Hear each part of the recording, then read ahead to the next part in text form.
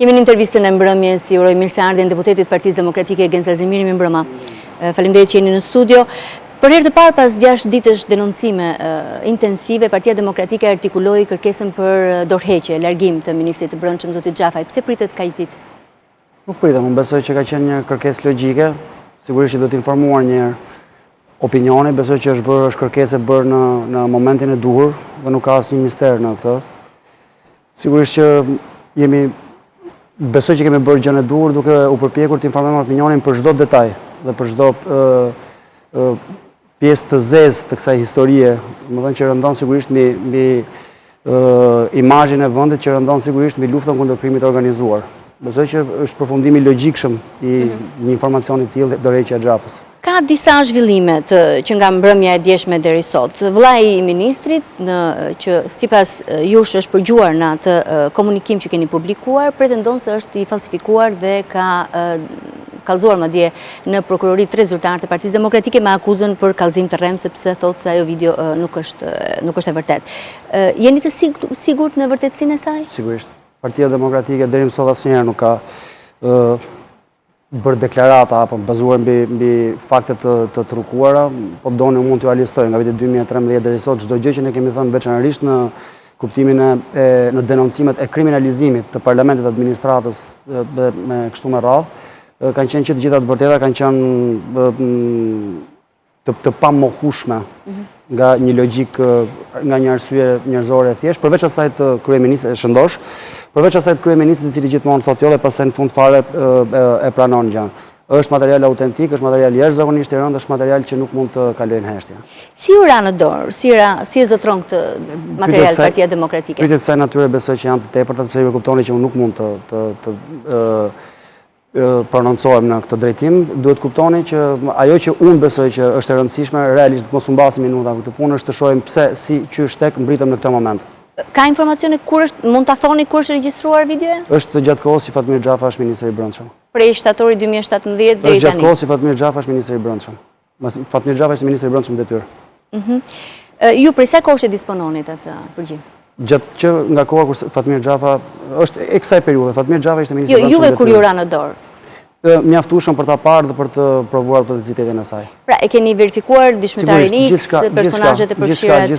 Gjithçka. Ngelet vetëm prokuroria nuk ka verifikuar asgjë. E ka marrë sot? Një kohë që ka marrë audion, po ndërkohë nuk ka marrë dot të dënuarin me 7.2 vite burg për organizatë kriminale, për trafik ndërkombëtar droge, të dënuar me vendim të formës prerë, dhe duhet normalisht të respektojë ligjin shqiptar, ta kalojë në panalet e antimafjas. A është kompetencë prokurorisë për ta bërë këtë? Se ju keni qenë zëvendësministër e Brendshëm. Prokuroria dhe policia.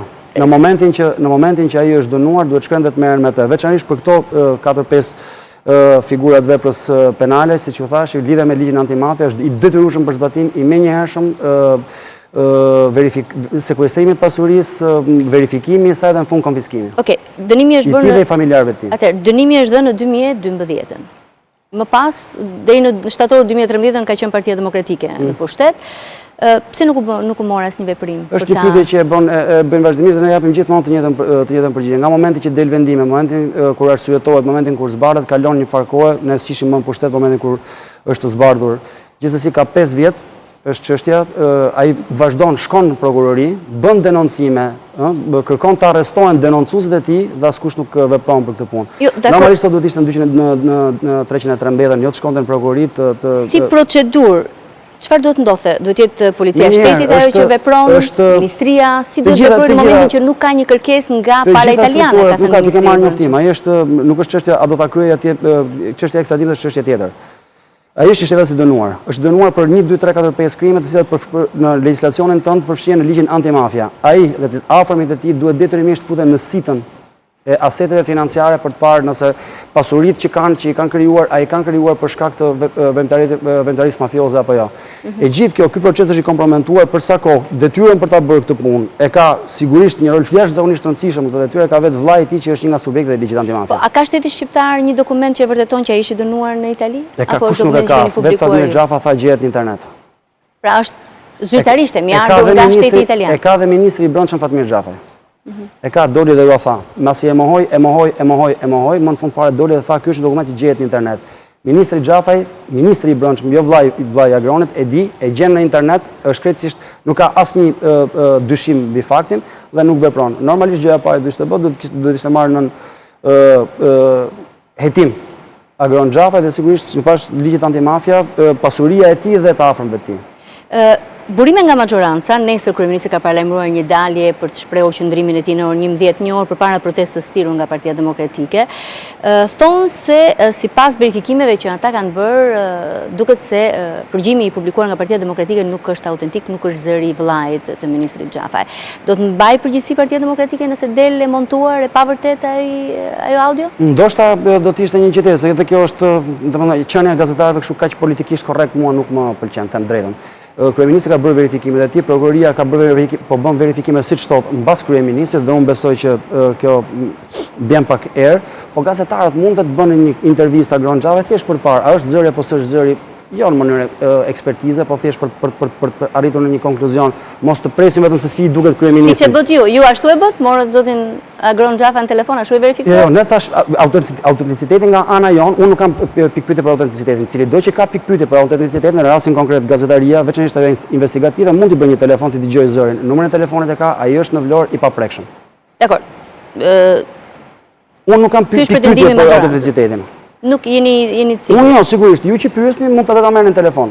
Jo, varet çfarë do thotë nesër majoranca, jo, sigurisht, po fa kryeministri që nuk është, sigurisht nuk është. Jo, atë unë nuk mendoj kështu, nuk e di ju ashtu mendoni? Jo, mendova se me që thatë varet që do thonë nesër. Jo, ndahemi në këtë pikë. A keni përgjime ose a ka pjesë të tjera ai përgjim që nuk është publikuar ende? Nuk mund të jap përgjigje për këtë. Gjithsesi është më se mjaftueshëm, është personi dënuar me 7.2 vite burg për organizatë kriminale, trafik ndërkombëtar, droge, ende aktiv dhe i paprekur nga policia, nga prokuroria. Po nëse nga ky aksion i Partisë Demokratike ministri Xhafaj nuk largohet, nuk jep dorëheqjen, nuk ka asnjë implikacion, çfarë do të bëjë Partia Demokratike? Partia Demokratike nuk do të rreshtë së punuari. Unë besoj që kjo nuk është një betejë e Partisë Demokratike, duhet secili prej jush të pyesë si t'ia bëjmë të ndihmojmë Partinë Demokratike, të heqim këta vagabond nga pushteti sepse po i marrin frymën vendit. Me narkoekonomi, me narkoshtet, ligji dhe prokuroria po vepron në bazë të interesave të organizatave kriminale, të narkotrafikut. Besoj që nuk është një çështje thjesht e opozitës, nuk është për t'u parë në mënyrë kaq të bazë larguar sikur po një skedin 1x2, është një çështje që përket gjithë shoqërisë shqiptare dhe unë besoj që të gjithë duhet të çohen në kamp. Gjithashtu u duk se erdhi në mënyrë të përshkallëzuar sulmi, akuzat që Partia Demokratike ngriti ndaj ministrit të Brendshëm. Pse pikërisht në këtë moment? Sepse tani mblodhet gjitha informacionet, apo pse erdhi pikërisht tani? Sepse ka të tjera aludime që këto sulme vijnë tani në një moment kur u kap një sasi e konsiderueshme kokaine në Durrës, që po shkonte që u kap Maminas. Që ata e lidhin me idenë se krimi organizuar po vepron ndaj ministrit Xhafaj për shkak të sulmeve që kanë dhe goditjeve që kanë pësuar bandat kriminale. A shihni ju një lidhje? Bandat kriminale nuk kanë pësuar asnjë goditje, ndjen intime dhe ne kemi dalë kemi thënë. Ndërkohë që rastin konkret ne ju vetë keni botuar në media reagimet ministrit të ministrit aktual Xhafaj që në vitin 2010 në lidhje me të vllain. Në qoftë se hapni kronikat e lajmeve, të informacioneve që ju vetë keni dhënë media, jo vetëm thjesht ky televizion, gjatë gjithë kohës që e ka qenë drejtues i Komisionit të Reformës në Drejtësi, ne gjatë gjithë kohës që kemi pasur në krye të e kemi pas kryefjalë të debateve tona, veçanërisht sigurisht debateve politike dhe debateve teknike, këtë problem të zotit Xhafajt. Zoti Xhafaj e dinte, nuk ishte një sekret që opozita e dinte dhe e ruajti, pikërisht që Fatmir Xhafaj të dëmtojë në këtë moment nuk është kjo. Është sigurisht asnjë gjë më shumë se sa një gur tjetër në atë mozaikun që plotëson fytyrën kriminale të kësaj qeverie me krye Rama. Asgjë më shumë se kaq. Një tjetër akuzë që ashtu nisin në fakt të mërkurën e shkuar akuzat e bëra nga Partia Demokratike ishte fakti se ministri Xhafaj, kur ka qenë në krye të reformës për drejtësi, ka falsifikuar dokumente që lidhen me nenin për ekstradimin, po e them në mënyrë të përmbledhur. Si e vërtetoni ju zoti Strazimiri që e ka ndryshuar pikërisht Fatmir Xhafaj këtë nen? Sepse ka proces verbale Fatmir Xhafaj është zoti i reformës në drejtësi. Ju e dini këtë tashmë dhe nuk është falenderuar, stër falenderuar me lot me përmallim nga brenda jashtë e ku diun se çfarë. Fatmir Xhafaj, reforma në drejtësi është Fatmir Xhafaj. Të thuash sot që Fatmir Xhafa e ka bërë ulësiu apo Vasilika me mendjen e vet, kjo është nuk besoj se është. Jo, me siguri edhe Partia Demokratike ka rolin e saj në reformën drejtësi dhe ka marrë përgjime për këtë. Deri tek kushtetuta bëhet fjalë për një pjesë të asaj reformës në drejtësi që është deformuar reforma, është riformatuar reforma, duke qenë krejtësisht duke sjell ligjet organike dhe ligjet e organizimit të drejtësisë duke i sjell krejtësisht jashtë kuadrit kushtetues dhe ato kanë probleme jashtëzakonisht të mëdha kushtetuese. Rasti konkret i kësaj, ne nuk kemi qenë çadër në atë kohë. Po ku ishte opozita gardiane në atë Kemi moment? qenë në çadër, zonjë duke u përpjekur, atë e vendosim ne se vendosni ju për fat keq. Jo, ju e vendosët, prandaj ishim në çadër. E vendosët dhe pastaj votuat në çfarë për atë vendim, edhe për atë vendim. Jo, s'është e vërtetë. Po si, nuk është e vërtetë, pikërisht po të ndihni t'ua shpjegoj dhe do ta kuptoni. Opozita mori pjesë dhe pati kontributin thelbësor tek deri tek ndryshimet kushtetuese që u arritën me 140 vota. Pastaj diçka ndodhi, donte me sa duket Fatmiri të bënte të tilla gjëra dhe në mënyrë të vazhdueshme u përzu opozita dhe çdo faktor tjetër jo ediramist në miratimin e ligjeve organike që në fakt bën ato të funksionojë, janë ato që bëjnë të funksionojë drejtësinë. Në rastin konkret është krejtësisht e vërtetueshme me proces verbale të kuvendit, me faqen e internetit të kuvendit që ai nen .f pikërisht ky që rastësisht i intereson vllait të Fatmir Xhafës është futur në seancë, nuk është diskutuar në komision të ligjeve, nuk ka pasur debat me të, nuk është ndryshuar asnjë nen gjatë debatit dhe këto janë proces verbalet të fiksuara në kohë. Dhe në seanca ka votuar për një .f e cila nuk ishte në draft. Po edhe për ligjet e tjera që janë miratuar në atë kohë, ka qenë e njëjta praktikë. Është e njëjta mënyrë zbardhje si për këtë ligj. Ajo po thonë që ka mundësi të ketë tek ligjet e tjera ndonjë problem tillë, duhet parë, keni drejt. Jo, nuk e di, po ka, me sa duket ka, kështu që po verifikojeni se mbas e del diçka tjetër. Gjithsesi kjo është një gjë jashtëzakonisht e rëndë që ka lidhje me këtë ngjarje. Të verifikojmë këtë një herë dhe besoj që është jashtëzakonisht e rëndësishme dhe pastaj po të shohim edhe me kontributin tuaj mund të gjejmë. Aty ka qenë një vandak i madh me ligje dhe me letra që median aleate. Sigurisht që po, gjithmonë. Të gjithë pjesën, të gjithë median apo segmentet e caktuara? Të gjithë median aleate e munguar. Unë nuk jam kryeministri që u quan Kazan. Përkundër. Po vjen një vjetori i 17 majit, edhe 2 ditë. Në bilancin që i bëni asaj protestës suaj në çadër, po më pas edhe marrëveshjes, ishte gjëja më e mirë që mund të bënte Partia Demokratike? Ishte vetmja dhe e domosdoshmja. Ishte e vetmja dhe e domosdoshme. Personalisht të kisha dashur të përfundonte. Ka dhe një rastësi ndjesë ju ndërpresë. Në 17 maj do t'jetë sërish bashkë Rama dhe Basha. Do t'jenë në Sofje në samitin e Ballkanit Perëndimor dhe të PPE-s, po nuk do t'jenë takim ndoshta, po do t'jenë në Sofje. Nuk e di, nuk e kam këtë informacion. Unë nuk i ndjek agendat e drejtuesve politikë siç ndiqni ju.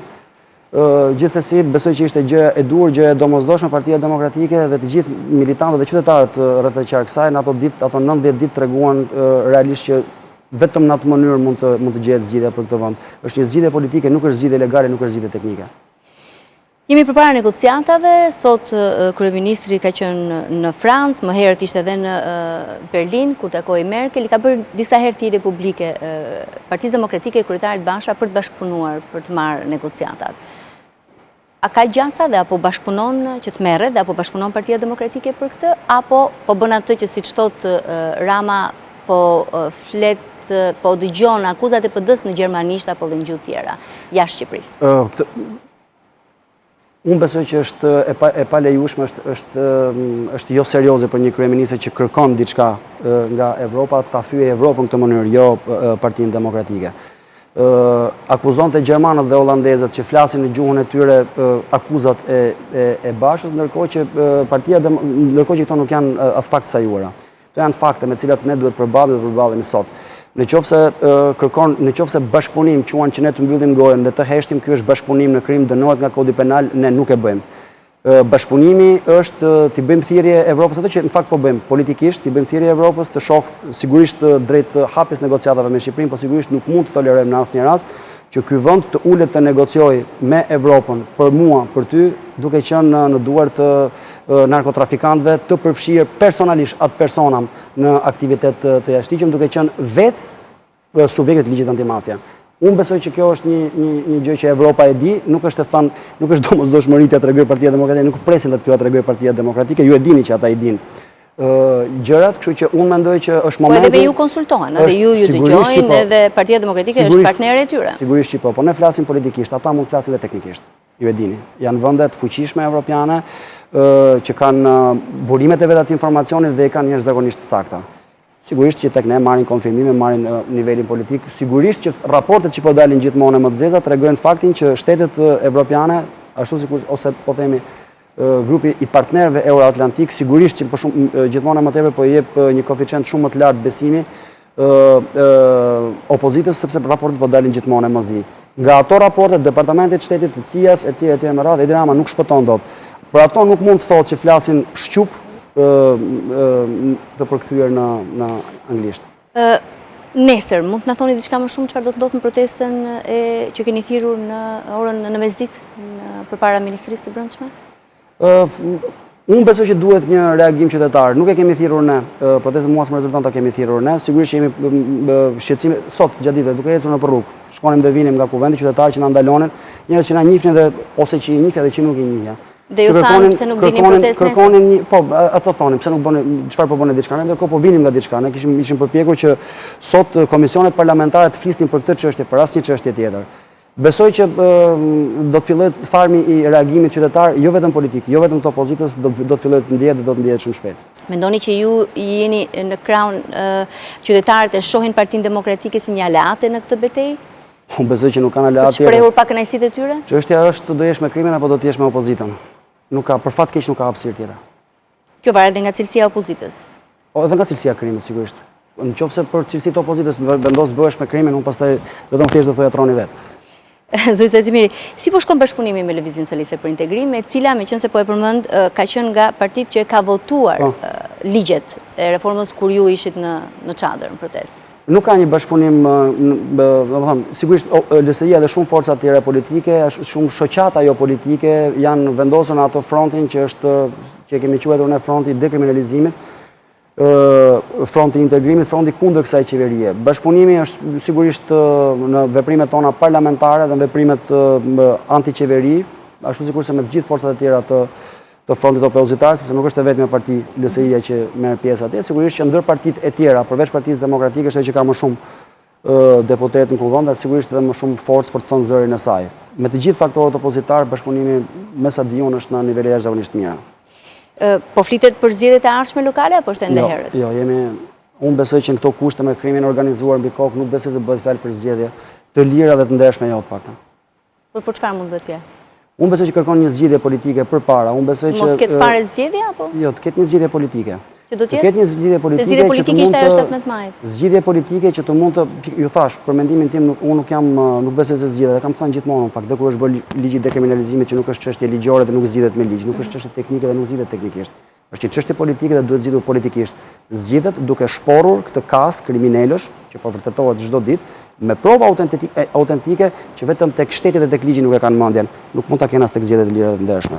Kush ju beson se si bëhet kjo? Kush ju beson që part-time një organizatë kriminale mund të organizojë zgjedhje të lira dhe të ndershme, për mendimin tim ka një problem logjik. Unë nuk e kam.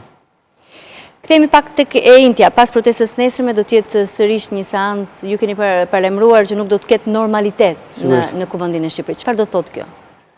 Do thotë që nuk do të ketë normalitet. Do thotë që çështja pavarësisht se Edi Rama mund të dojë të flasë për lëkurën e Velprave dhe mbrojtjen e Lule Lakrës në bujqësi, çështja është Fatmir Xhafaj dhe mbrojtja që ai i bën Fatmir Xhafës, Agron Xhafës dhe gjithë organizatave të tjera kriminale. Duke qenë se është kreu i tyre, duhet flasim seriozisht për një Shqipëri që ka 5 vjet që 100% ministrave të Brendshëm i ka o në burg o subjekt të ligjit antimafia, sigurisht për shkak të përfshirjes së tyre direkte me faktor të narkotrafikut, çka këtë e bën një narkoqeveri që vetëm drogën s'ka ndërmend të luftojë.